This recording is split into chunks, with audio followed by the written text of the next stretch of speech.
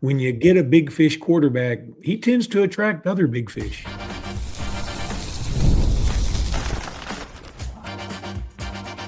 You are Locked On Bama, your daily podcast on the Alabama Crimson Tide, part of the Locked On Podcast Network, your team every day.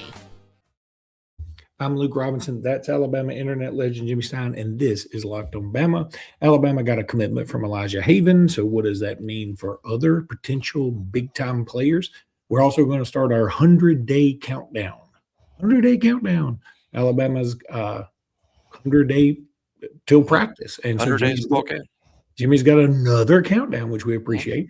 And baseball and softball getting interesting, getting right down towards the end. So we'll wrap up with that later on. But for right now, let's talk about Elijah Haven. Okay, big-time quarterback. Big-time quarterback by everybody who's not rivals. He's still pretty big-time per rivals. It just goes to show how hard we are to please.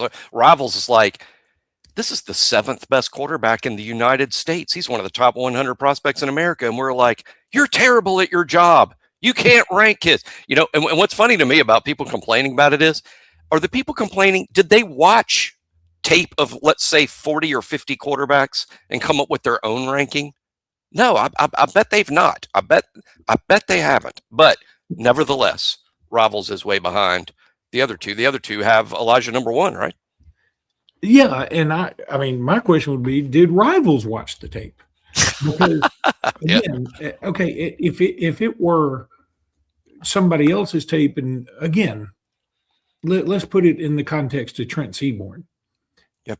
If you watch Trent Seaborn's tape, it's good, but, you know, maybe size-wise, he doesn't have everything you want. Maybe, right. Maybe you deduct points because of the players around him, something like that. But I think you also give bonus points to Trent Seaborn because of how much he wins. Yeah. I think that's a positive. And the fact that he won a state championship in 8th grade, that's got to give him something. But when you watch Elijah Haven's tape, you do see an incredible athlete and you see a guy who wins. Yeah, it's like when you watch Trent's tape, and I have many, many times. Heck, I've been watching Trent play since he was in the 8th grade.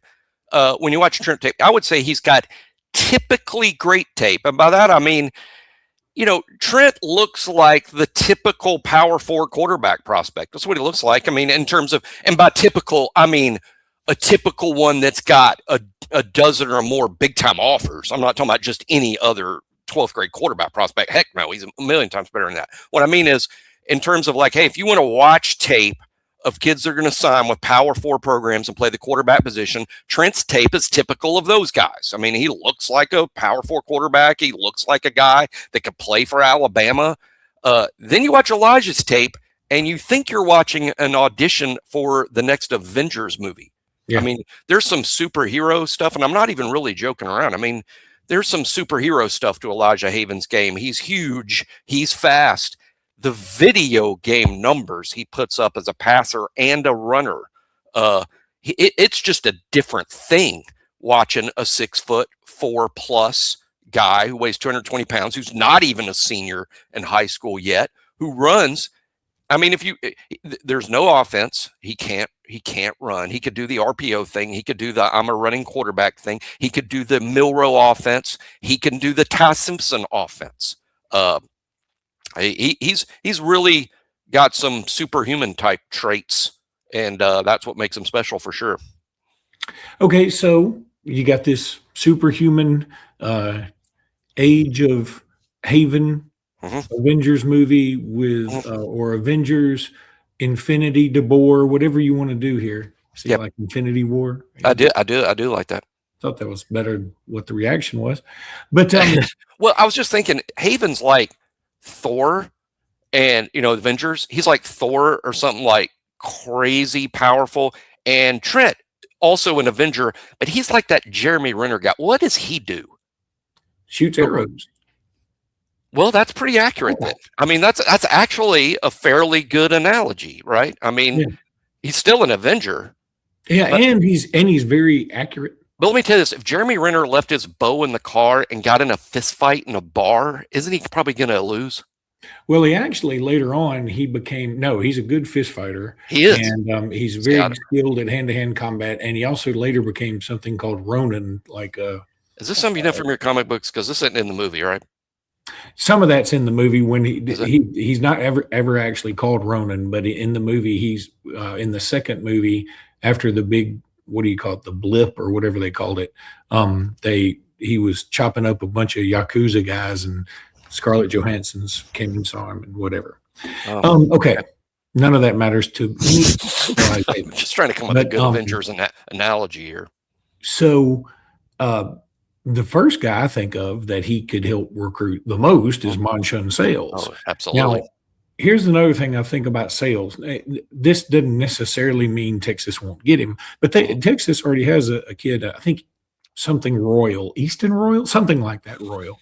Yeah, Easton Royal. That's thing. Who's a wide receiver who's already a 5-star who's committed to Texas. Right. So, maybe you don't get 2 5-star wide receivers. Now, Texas could afford it, certainly.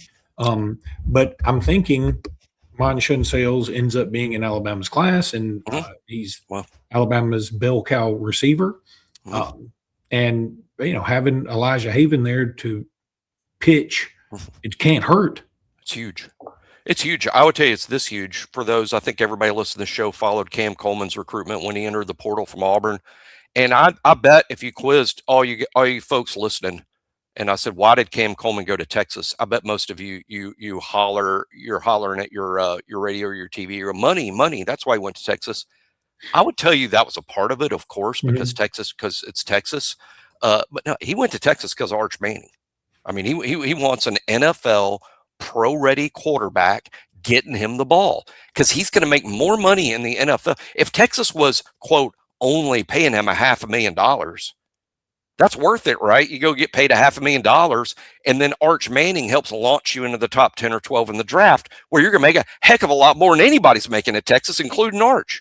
So Arch Manning was a huge part of why Cam Coleman chose Texas, and Elijah Haven might be a huge part of the reason that Monshun Sales ends up choosing Alabama if that happens. We've yet to lob lock him to Alabama. I have not. Maybe Luke's willing to do that. I am not. I've not done it. I'm worried about Monshun getting enamored by the glitz and the glamour. I think he grew up going, gosh, my dreams played Alabama. And then he gets all these offers and he goes on trips and they take him to Austin. They're like, here, you can have one of these 35 Lamborghinis. I mean, it's easy to lose sight of what your goal was coming up, right? I guess at the same time, I would say, while Texas is undoubtedly one of the powerhouses in college football, and yes, Austin, I have no problem saying this, Austin, Texas is a better city than Tuscaloosa. It just is. It's got would be more appealing to a lot of kids. It's got a better reputation overall. I like Tuscaloosa just as much, and I've been to Austin a bunch. But Austin, has a great music scene. It's, very collegey town for the capital of Texas and all this other stuff. Food there's good. I've eaten some food Austin there is food. Good. But some Austin food. It's good. It ain't like Alabama ain't glitzy. No.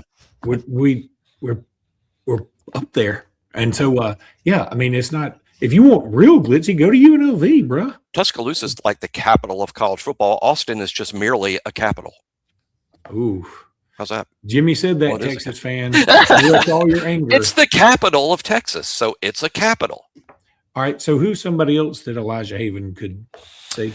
I would say, a guy we don't talk about a lot is Osani Gales. He's a wide receiver at IMG Academy. What's interesting about Gales is this is a elite wide receiver. This kid's elite. He's from California. A lot of the early talk with Osani Gales is USC.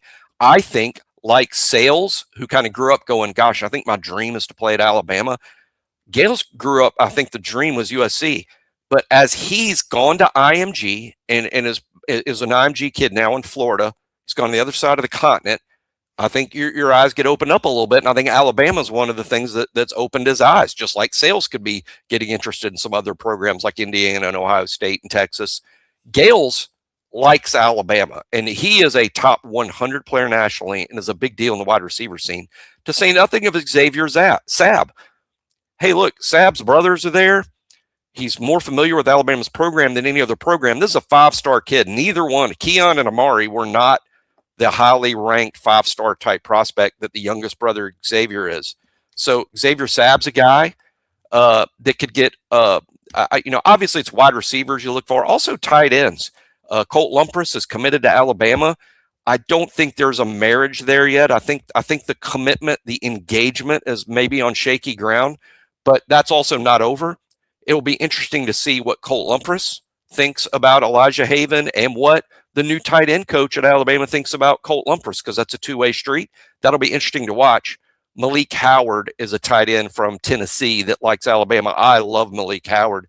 He's a little bit more physical maybe than Lumpras, but is also an excellent pass receiver. Excellent. But Lumpras is, like, to me, an elite pass receiving tight end. It's got to work on the physicality. But I see all those guys, and Alabama's also in good shape for running backs. I'm not sure how much the quarterback has to do with the running back position. I don't know how enamored they get, but hey, it won't hurt. It won't hurt to have a star, a guy that's got a big name in the class with the other kids. That helps too. I think it's a big deal simply because, in the past, maybe you're thinking, well, if my quarterback's bad, I'll get more carries. But I think the line of thinking now is, if my quarterback's bad, I'm going to get murdered. Because everybody knows I'm coming. So if my quarterback's good, then maybe I'll stand out even more. Yeah, and I think, like I said, the year, Ryan, whenever you have big stars on your team that the players want to meet, that's helpful.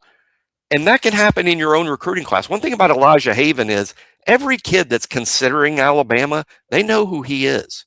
And, hey, I'll throw in another guy. Antonio Berry is a tackle from Tupelo. He showed out at Rivals he was MVP, at camp. He was the MVP of Rivals camp this weekend. Keep an eye on this. I'll say this because my credibility has been blown a long time ago. So I'll just say I think he'll be a 5-star by the time this cycle's over.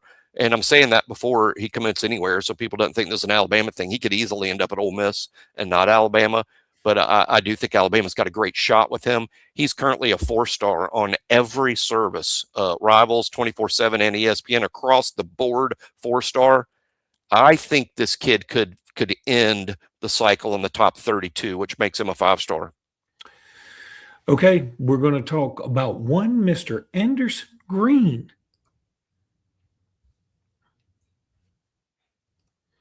But right now, we're going to talk Indeed, workplace chaos, deadlines stacking up, inbox overflowing, and the one position you have to fill still sitting open. When the pressure's on and you need the right hire, this is a job for Indeed Sponsored Jobs. Indeed Sponsored Jobs helps you find and reach the people who actually fit what you're looking for.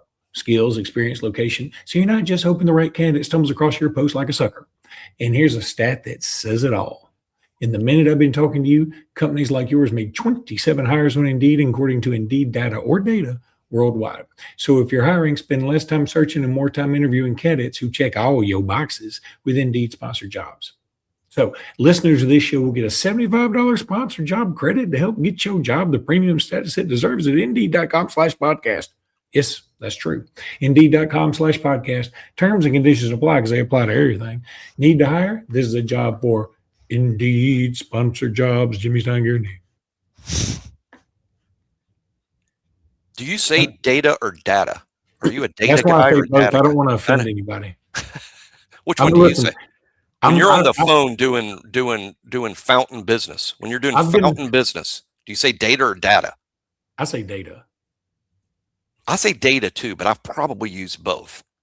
Well, maybe make a judgment based on who you're talking to. What did they want to hear? I've been canceled before here locally. It is unfun. And so if somebody is like going to write, the locked on people and say, this idiot won't say data, then I'm going to cover all my bases. No, that's smart. I know who would know the difference between data and data. That's Anderson Green. I'll tell you something in a minute. It'll blow you away. By the way, 100 days. This is we're starting this today. It's 100 days till the start of fall camp. So we're going to discuss a new player on the roster every single day from now until the start of fall camp. It's a great way to get through the offseason. Got over 100 players on the team. I picked a handful of guys that are walk-ons to start out with. So we're going to do that for 10 or 11 days.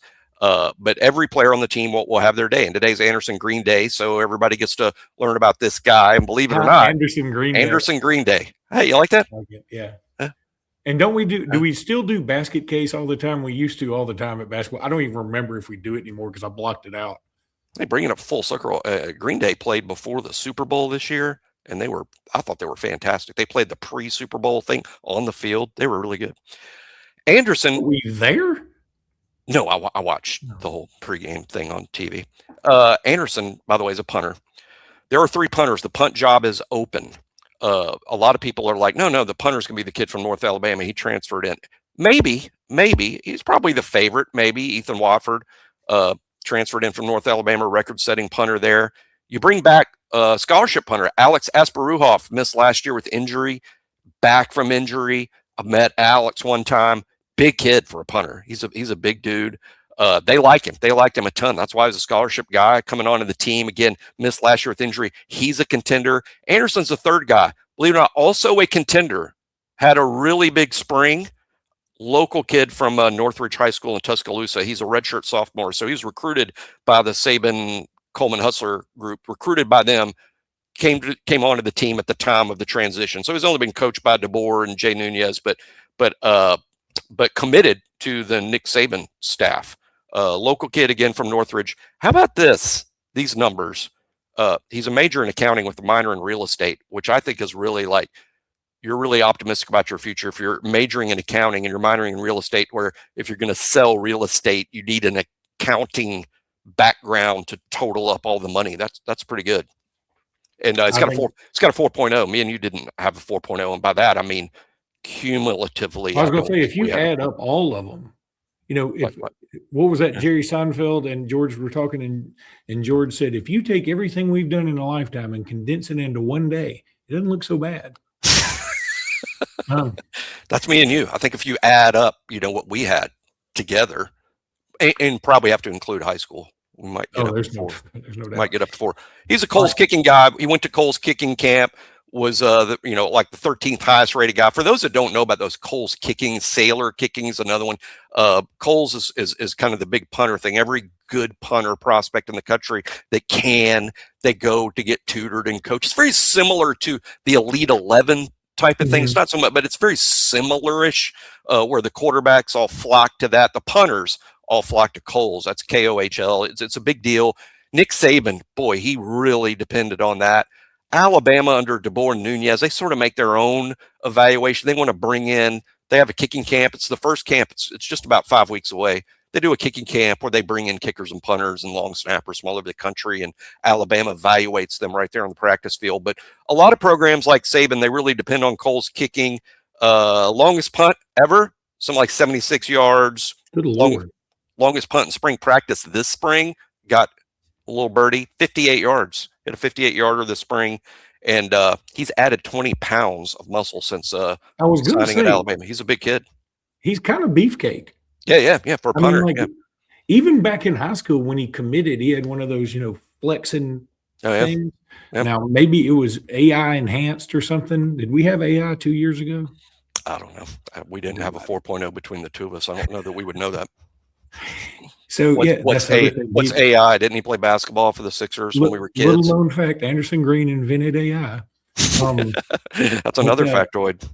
Just to make himself look better for his commitment photo. But anyway, we'll end it with he's a literal contender to be the starting punter this fall. I don't know that you would call him the favorite, but he would be. It's a wide open race. I think all 3 kids had their moments this spring. All 3 of them. And we'll get to Watford and Asparuhoff down the road in our 100-day countdown. I'm curious, are we going back-to-back punters? Nope.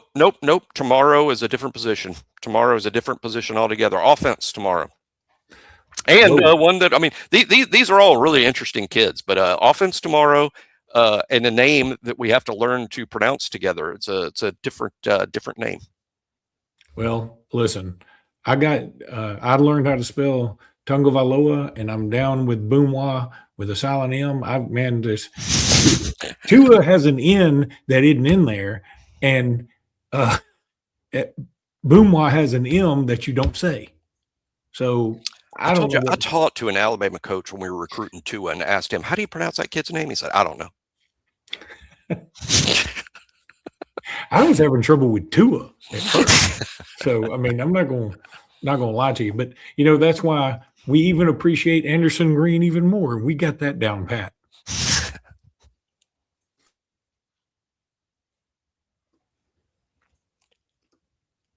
Want to remind everybody to please subscribe to the show. It's very simple. Just hit the button right there. We would appreciate it. Also, check out our Everydayer Club. It's lockedonbama.supercast.com. It's $5 per month. It's $50 for the year. It's so awesome. The Discord page is amazing.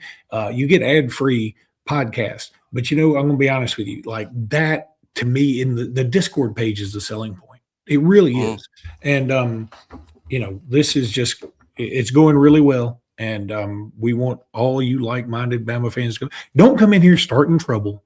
Don't join the page. Well, you can join the page and say we suck if you pay the money, I guess. Don't act like the Indiana fans on Twitter. They're just. Well, did you see? By the way, speaking of that, the Indiana, what was his name? Brian Haynes, the defensive coordinator, Brian Haynes. He had a new tweet where he was like, these are the best offenses we faced last year. And it was unprompted too, just out of the blue. Like no one asked him. It wasn't a discussion. He was participating. He just I want to name the tough offenses that we had to defend this year. And I think I took it as a subtle shot at Alabama. Dude, it was the most passive aggressive subtle shot at Alabama, and so stupid. And just he included Feinbaum on his list for those who haven't seen it. He included Feinbaum on his list, which is so dumb. But it's like you said, Feinbaum ahead of Oregon. He had those things where it's like people go, they say nobody, and then a blank, and then somebody has all this stuff to say. That's what it felt like. Yeah. Like nobody asked for this. What are you doing? This is a great football coach. I don't know why he doesn't. He's the Broyles Award winner, deserving. I would rank him on a list of myself if we're ranking things, Brian. This is a top 3 defensive coordinator in the sport right now. So I don't know why he's got a – I'm glad Kane Womack's not doing stuff like that. I mean, I would just be like, do we have to – I feel like people like that, they have a self-fulfilling prophecy of eventually like self-sabotage. Where he's really good at what he does, but maybe there's something in him that's like, I don't deserve this or whatever. So like unconsciously or subconsciously, I should say, maybe unconsciously, subconsciously, he is tweeting things that ultimately are going to be his downfall, and it's crazy because like you said, he's an amazing defensive coordinator. Yeah, and again, what an amazing year for Indiana. Like, I couldn't heap any more praise on them because I was their biggest doubter and they turned me into a true believer. Yet, oh my God, what are you doing? And why nobody is stopping? Why hadn't somebody said, let me just borrow your phone for a minute and then just, okay, you've been locked out of Twitter. You can't get on Twitter anywhere. That would be the thing to do. Elton John one time said, he was asked, Elton early in his career in the 70s used to wear these crazy costumes. One time he played Central Park dressed like a duck. I'm not kidding. He did shows dressed like Beethoven. He'd wear crazy sunglasses and crazy outfits and just look. And then somebody at some point in the 80s told him this. It says, hey, you know what? The songs are pretty good. Your songs, your 25 number one song. I mean, your songs are pretty. You could just play the songs. And I was like, oh, maybe I'll just focus on the songs. And he got even bigger. To me, that's kind of like Brian Haynes doing. Yeah, you don't have to wear the duck costume, Brian. Your work is good. Well, the work is good. And do you remember when John dressed up like a duck and played a Candle in the Pond? It was so good. I'm sorry. I was going to say Quack It Man, but I didn't know if that was – I didn't know which one was better. Candle in the Pond. That's good. That's good stuff. Candle on the Pond. Anyway. Can't get that out of my head now. So baseball, softball. Yes. Baseball has I got too hard on the baseball team. Then I took way too much credit for their resurgence. Now, in a very Jimmy Stein fashion, they have regressed to the mean. They have come back to what they are. And what they are is a team that can win 2 of 3 or lose 2 of 3. But they generally are going to do one of those 2 things. They can also get humiliated by UAB, or they can beat a really good team midweek, whatever, or they can rule a Jack State that's really good or something like that. So this team, to me, like, I think the rankings even have a hard time deciding where to put them because you look at some of the things Alabama's done and it's like, whoa. they've done some good things. And then you look at some of the things they've had done to them, and you're like, y'all are going to need therapy. There's a couple. It's crazy. It's fun to follow because it's so crazy. This Alabama team could literally beat the Los Angeles Dodgers on Monday and lose to that league of their own team that had Madonna and Rosie O'Donnell on it on Wednesday. They could do that. I mean, that's they're that good and that terrible, and it's one team. But you know what the end result is when you're that great and that bad? You know what the end result is? 500. But here's the thing, 500 in this league means you're like really good. And 500 teams in the SEC do things like host regionals and make it to the super regionals. I don't know what this Alabama team's going to do. They're impossible to predict, but anyone that's like super down on them, you're going to be surprised because they're going to play great and beat somebody really good. And anybody that gets really excited about them, they're going to let you down. I mean, that's what they are. And I would say it's sort of fun, but it's not fun. It's dizzying. But the highs are highs. Look, I read some crazy comments this week. They're like, we got to get rid of this guy. The whole season's a disaster. We got to fire this guy. I read Alabama's RPI is like 6. Yeah. 6. I don't know that our RPI has been that high in a decade or more. Why? Because there's a lot of really good wins. And your losses, these quote embarrassing losses, are to SEC teams that are going to the postseason in general, other than when they got whacked by UAB in one of those league of their own night. I don't care about getting. No, I do care, but I'm just saying, like, in the end, that doesn't bother me. But I'll say this: that if you just do two things, if you take one game from that Kentucky series. And you take one game from Arkansas. Yeah. I think everybody's whole outlook has changed. Yeah. Yeah. Getting swept. But the problem is you got swept by two teams. Arkansas, they're powerful. Everybody, they're really good. They are really good, but they're not. Their record doesn't indicate how good they are. So everybody else is beating them. Why didn't we beat them? Yeah, you can't live and die with every outcome in baseball. Baseball's not football. You can't live and die on every outcome. I mean, again, for all those that are like, they're really down in the dumps over Tennessee. Why? Because they lost games 2 and 3. They whacked Tennessee. They looked great game 1. They hit a home run that cleared everything. Eric Hines hit a home run that traveled further than that moon thing. It was like an Anderson Green punt on steroids. It was just like that. So, all right, softball, win one again. I mean, I think at Auburn, they pump steroids directly into the ball. That's something they do over at Auburn. They think that's helping. We ruled Tennessee night 1 against the girl that pitches almost 80 miles per hour 80 miles per hour on a softball, which is the equivalent of 263,000 miles per hour on a. It's like, I'm not good at math. It is roughly that. It is roughly that. So, okay, we ruled them, and then we lose yesterday 2-0. We almost got no hit. Yeah, didn't get a hit till the 7th inning. Tennessee's pitching staff is crazy good. They struggle to score runs, but Tennessee, for those that don't follow softball much, Tennessee has 3 pitchers that are in the top 11 in the U.S. in the ERA. in the ERA, 3 in the top 11 nationally. So their pitching is deep and ridiculous, but they struggle to score. Alabama's probably a better all-around team, but because of their pitching, hey, there can be nights when you're just not going to score. They interesting to play Game 3 Monday night, 6:00.